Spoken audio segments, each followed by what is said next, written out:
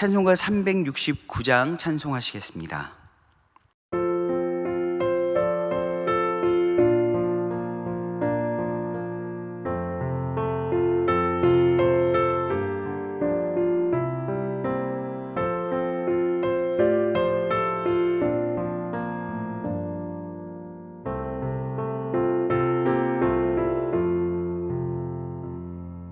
죄지 맡은 우리 구주 어찌 좋은 친구인지 걱정 근심 무거운 짐 우리 주께 맡기세 주께 고함 없는 받지 못하네 사람들이 어찌하여 아뢰 주를 모를까 시험 걱정 모든 괴로움 없는 사람 누군가 부질없이 나신 말고 기도드려 아뢰세 이런 진실하신 친구 찾아볼 수 있을까 우리 약함하시오니 어찌 아니하를까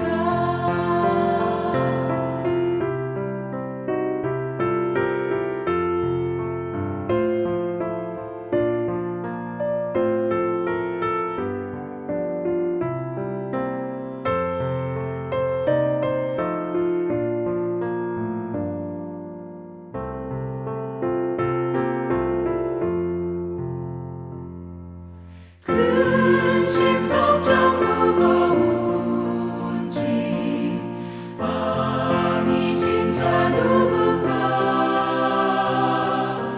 피난처는 우리 예수 주께 기도드리세 세상 친구 멸시하고 너를 조롱하여도 예수 품에 안기어서 참된 위로받겠네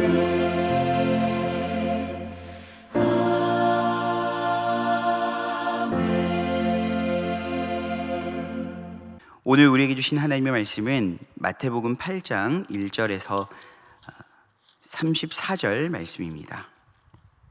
마태복음 8장. 예수께서 산에서 내려오시니 수많은 무리가 따르니라.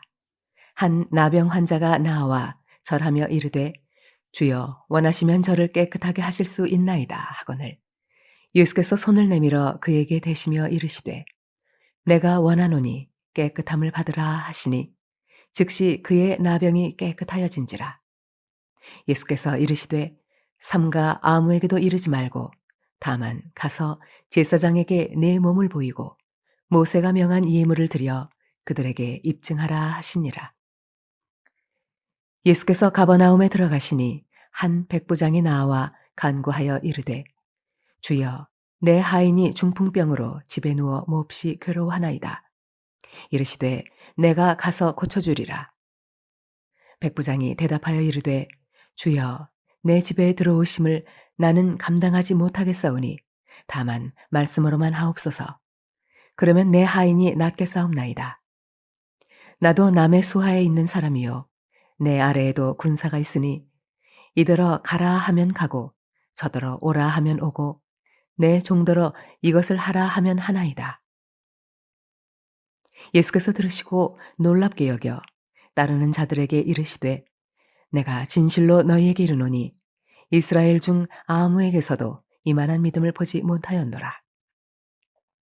또 너희에게 이르노니 동서로부터 많은 사람이 이르러 아브라함과 이삭과 야곱과 함께 천국에 앉으려니와 그 나라의 본 자손들은 바깥 어두운 데 쫓겨나 거기서 울며 이를 갈게 되리라. 예수께서 백부장에게 이르시되 가라 내 믿은 대로 될지어다 하시니 그 즉시 하인이 나으니라. 예수께서 베드로의 집에 들어가사 그의 장모가 열병으로 앓아 누운 것을 보시고 그의 손을 만지시니 열병이 떠나가고 여인이 일어나서 예수께 수종들더라.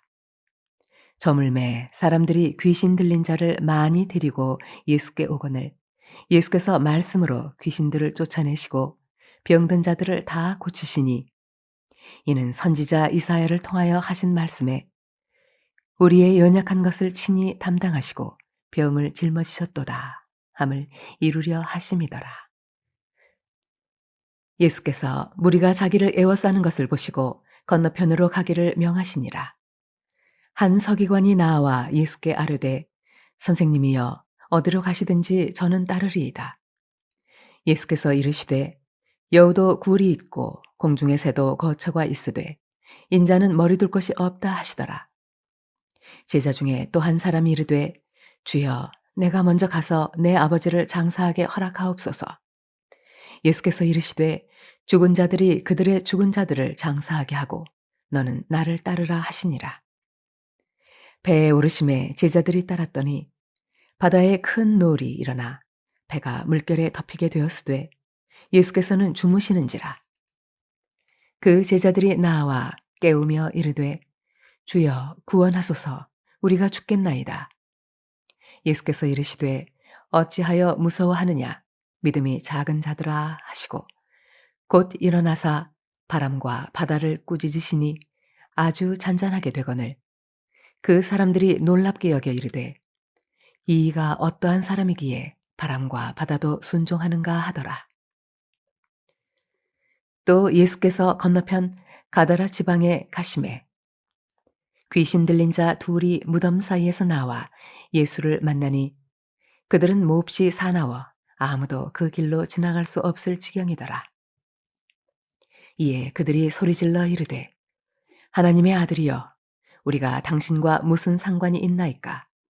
때가 이르기 전에 우리를 괴롭게 하려고 여기 오셨나이까 하더니 마침 멀리서 많은 돼지떼가 먹고 있는지라. 귀신들이 예수께 간구하여 이르되 만일 우리를 쫓아내시려면 돼지떼에 들여보내 주소서 하니 그들에게 가라 하시니 귀신들이 나와서 돼지에게로 들어가는지라. 온 떼가 비탈로 내리달아 바다에 들어가서 물에서 몰사하거늘 치던 자들이 달아나 시내에 들어가 이 모든 일과 귀신 들린 자의 일을 고하니 온 시내가 예수를 만나려고 나가서 보고 그 지방에서 떠나시기를 간구하더라. 이제 산상수훈이 마치고 예수님은 산 아래로 내려오셔서 그분의 직접적인 공생애를 본격적으로 시작하십니다. 우리가 제자 양육을 하면서 배우시겠지만 공생애의 3요소는 무엇입니까? 바로 마태복음 4장 23절에 나오는 것처럼 가르치시고 또한 복음 전파하시고 영육간에 치료하시는 사역들이 예수님의 공생애의 대부분 가운데 이루어졌던 중심적인 사역의 내용들이죠. 예수님께서는 마태복음 8장에서 그 치유하시는 사역들과 가르치시는 사역들을 계속해서 진행해 가십니다. 그러면서 나병 환자를 고치셨고요, 백부장의 하인을 고치셨습니다. 또한 많은 사람들, 베드로의 장모도 고치시고 그 고치시는 것을 뛰어넘어서 이제는 제자들에게 나를 따르라 라고 말씀을 하십니다. 많은 사람들을 예수님은 고치셨습니다. 그리고 그들을 제자 삼으시고 나를 따르며 나의 제자가 되어라 라고 초청하셨습니다. 여러분, 이 순서를 바라볼 때 은혜가 되더라고요. 우리는 쓸만한 사람들, 될 만한 사람들, 목회자의 가르침에 고분고분 순종하면서 목회자의 가르침을 환대하고 환영하고 또한 그 가르침에 귀 기울이는 사람들을 찾습니다. 애초에 관심이 없는 사람들은 거들떠보지 않을 때가 많죠. 왜냐하면 시간은 짧고 사람들은 많은데 우리는 제자화라는 분명한 목표가 있기 때문에 목표 지향적으로 살아가다 보니 오히려 가망 없는 사람들에게 시간을 투자하는 것은 참 아깝고 비효율적인 것처럼 생각될 때가 있습니다. 그런데 예수님은 여러분들 저희가 아니라 저 개인이죠. 저와는 전혀 다른 패턴의 사역들을 진행해 가십니다. 오히려 가능성 없는 사람들이고요, 세상에서 그저 소외된 아웃사이더에 놓여 있는 사람들에게 주님께서는 찾아가십니다. 그리고 그들에게 직접 필요한 것이 무엇인지 그 필요성을 바라보시는 것이죠. 여러분, 아픈 사람들에게 필요한 것은 무엇일까요? 아프고 소외되고 가난하고 헐벗은 사람들은 모든 것이 필요합니다. 먼저는 몸이 건강해져야 되겠죠. 몸이 아픈 사람들에게는 몸이 먼저 치유가 되어야 될 것입니다. 그리고 그동안 몸이 아팠기 때문에 할 수 없었던 사회활동과 경제활동, 그 결핍들을 채워주어야 되겠죠. 단순히 몸이 아프기 때문에 몸만 치유하는 것이 아니라 그들이 치유된 몸으로 사회생활을 할 수 있고 경제활동을 할 수 있도록, 공동체에 뛰어들 수 있도록 길을 열어주는 것까지 감당해야 될 것입니다. 근데 바로 예수님이 그러셨더라고요. 몸이 아픈 사람들에게 몸을 치유해 주시면서 이것만으로도 감지덕지하지 않아? 라고 말하지 않았습니다. 예수님은 그들을 치유해 주시고 그들의 친구가 되어 주셨습니다. 그리고 그들과 함께 식사를 하시면서 그들과 동일한 부류의 사람이 되기를 주저하지 않으셨습니다. 우리는 누군가를 도와줄 때 내가 늘 도와줄 수 있는 영향력 있는 위치, 도움을 받는 사람보다는 도움을 주는 높은 위치에 있기를 소망하고 있습니다. 그리고 내가 도와주었던 사람이 어느 순간 힘과 명성이 생겨서 나와 동일한 위치가 되면은 뭔가 자존심 상하고 있고, 내가 내 자리에서 너무 노력하지 않고 멈춰져 있었나? 저 사람이 어느 순간 내 자리만큼 나와 동일한 위치가 되기까지 나는 뭐 하고 있었지? 라고 생각하면서 그들이 경제활동을 하고 사회생활을 하면서 어느 정도 위치에 오른 것을 기뻐해 주기보다는 의아해 하기가 쉽죠. 그것이 우리 안에 있는 내면의 소리라고 볼 수 있겠습니다. 그런데 오늘 예수님께서는 나병 환자들 먼저 고쳐주십니다. 나병 환자들, 단순히 그들의 피부병의 문제로 인해서 고통스러운 삶을 살았을 것은 너무나도 만무하고요, 그들은 사회로부터 철저하게 격리되어서 공동체에 조금이라도 끼어들려다 싶으면은 여러분 돌팔매로 죽음을 감당했어야 됐던 사람들이 바로 나병 환자들이었습니다. 그리고 오늘 예수님께서는 그 나병 환자를 치유해 주십니다. 그리고 또한 백부장의 하인을 고쳐 주시는데요, 그 백부장이 아픈 것이 아니라 백부장의 하인이 아픔에도 불구하고 그 백부장의 하인을 백부장의 믿음으로 고쳐 주십니다.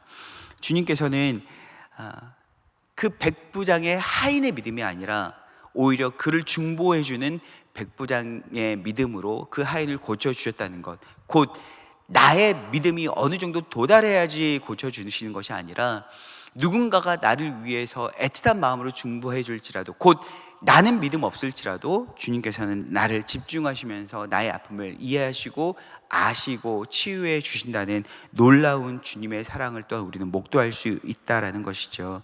그러면서 수많은 사람들을 예수님은 고쳐주십니다. 그리고 예수님께서는 그 아픈 사람들을 고쳐주시는 것뿐만이 아니라 이제는 더 나아가 그들을 가르쳐 주시며 제자화 삼으시죠. 나를 따르라고 말씀하십니다. 사랑하는 여러분, 우리가 예수님을 믿고 따르는 목적은 우리의 결핍을 채우기 위해서만이 아닙니다. 예수님은 우리의 결핍을 채워주시는 것으로 그분의 할 일을 다 하셨다라고 만족하지 않으셨습니다. 예수님은 우리를 치유하시고 고쳐주실 뿐만 아니라 우리의 영혼을 회복시키는 데까지 나아가십니다. 우리의 영혼이 회복되는 것은요, 그저 육체의 나음으로 감사하고 또한 그것으로 만족하는 것, 그리고 그 만족을 통해서 내 삶에서 어느 정도의 시간을 내어 성경을 보고 큐티를 하는 것 정도가 아닙니다. 예수님을 철저히 따라야 합니다. 예수님이 스승 되시고 우리는 그분의 모든 가르침을 동의하면서 아멘으로 따라야 할 줄로 믿습니다. 예수님의 가르침을 따를 때에 우리는 예수님께서 원하시는, 곧 산상수훈에서 말씀하셨던 주님이 이루고자 하시는 세상을 세워갈 수 있을 줄 믿습니다. 사랑하는 여러분, 세상을 살아가다 보면 세상은 마치 폭풍 치는 바다와 같을 때가 있습니다. 그러나 그 바다를 우리가 함께 갈 수 있는 것은 무엇이냐면 주님이 우리와 동행하시기 때문이지요. 여러분, 우리는 예수님과 함께 좁은 길을 간 사람들입니다. 오늘 이 좁은 길, 좁은 문을 마태복음 8장에서는 폭풍 치는 바다로 묘사하고 있습니다. 때로는 마치 좁은 길, 좁은 문 같고, 때로는 우리가 살아가는, 믿음으로 살아가는 세상은 폭풍 치는 바다와 같습니다. 그러나 우리가 따르는 주님과 우리가 함께 할 때 우리는 안전할 줄로 믿습니다. 안전함을 뛰어넘어 영원한 평안이 우리의 것이 될 줄로 믿습니다. 사랑하는 여러분, 주님의 가르침을 따르기가 주저되십니까? 주님의 가르침을 따르는 것이 폭풍을 치는 바다의 한가운데 서는 것 같고, 또한 주님의 길을 따라가는 것이 좁은 길, 좁은 문을 가는 것 같습니까? 그러나 주님이 우리와 함께 하시면 그 좁은 문은 능히 갈 수 있는 넓은 문이 될 줄 믿습니다. 좁은 길이라고 말했던 그 고난의 길은 주님께서 먼저 감당하신 안전한 길이 될 줄로 믿습니다. 폭풍을 치는 바다는 오늘 본문에서처럼 잠잠게 되며 우리의 믿음이 더욱더 견고해지고 커져갈 때 폭풍을 치는 바다가 우리를 더 이상 두려워하지 않을 줄로 믿습니다. 기도하시겠습니다. 사랑하는 하나님, 참으로 감사합니다. 주님과 동행하게 하여 주시옵소서. 주께서 우리에게 나를 따르라 말씀하실 때 주저하지 않고 따를 수 있도록 도와주시옵소서. 감사드리며 예수님의 이름으로 기도합니다. 아멘.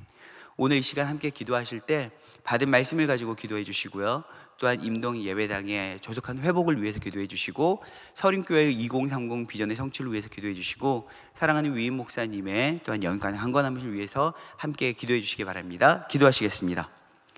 주여,